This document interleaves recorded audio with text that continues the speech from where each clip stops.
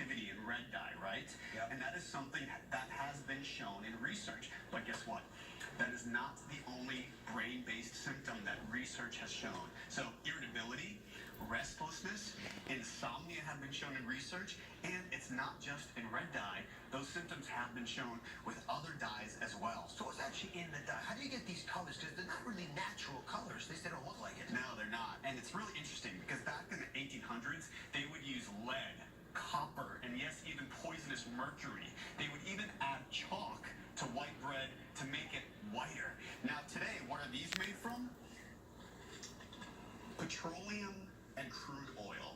So that's a little frightening, right? You have crude oil in these? Well, they're derived from these. So, and even though they are tested to make sure that these holiday cookies don't contain, this original petroleum, crude oil that they're derived from, there are some critics that say that consuming these holiday cookies is really no better than eating a little bit of coal or something that's really harmful. So what do we know about these dyes specifically? I mean, anything that concerns you that you can actually tie directly? Yeah, so directly blue dye. So we all have this beautiful blood-brain barrier that protects this precious organ of ours, and it protects toxins from getting in. But guess what?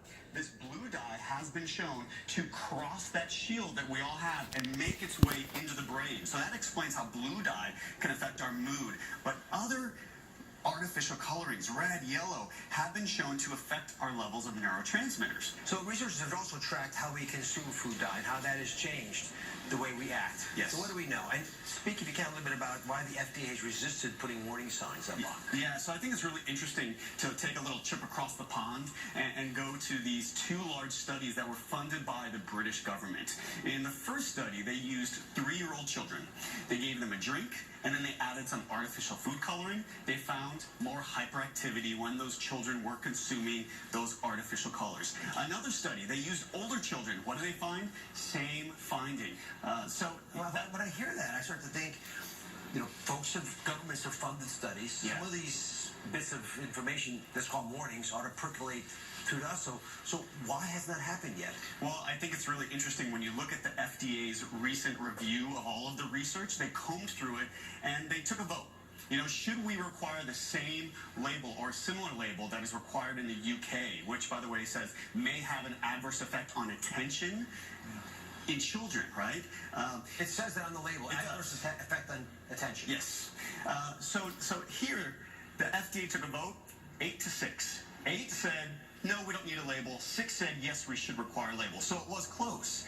And when the FDA was asked, is this an area that needs more research? 93% of them said yes. I would summarize the findings as, well, we're not quite sure yet. What do you argue that there's been other changes that may affect us as well?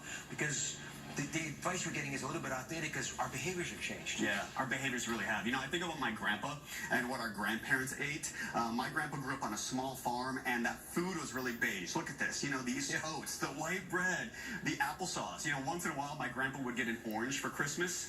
The other thing that has changed is really how we are eating. And I would say that the quantity has changed. Yeah. So think about this. We're snacking more. We're busier. And what happens if you're busy? Do you have time to make a fresh fruit salad or cut something up? No, you want to grab something. And if it's processed, it probably has artificial food colorings. So think about us. You and I haven't been consuming these dyes for a year or 5 years. No. We've now been consuming them over the course of decades. And since there's more and more, it can have a cumulative effect, possibly affecting our brains, our behavior, and our mood. So let me summarize this, guys. Let's see what's changed. We have exposure to dye that's increased 5 times in the last 5 decades, right? That's when the original studies came out. And there's a mass production of a variety of dyed foods and juice mixes and cereals and candies. And because they're mass produced, especially for the holidays and they're themed desserts, you take them in because they're competing for your attention.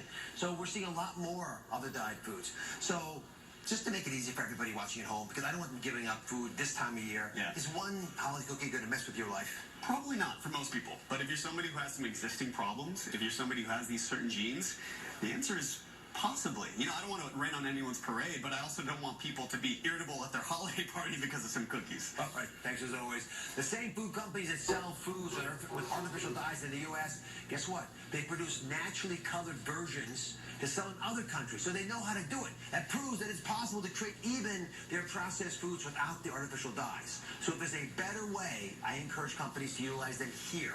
And that's exactly what we're doing next, because guess what? When we come back, a professional baker reveals natural ways to color your hot cookies and desserts with items you already have.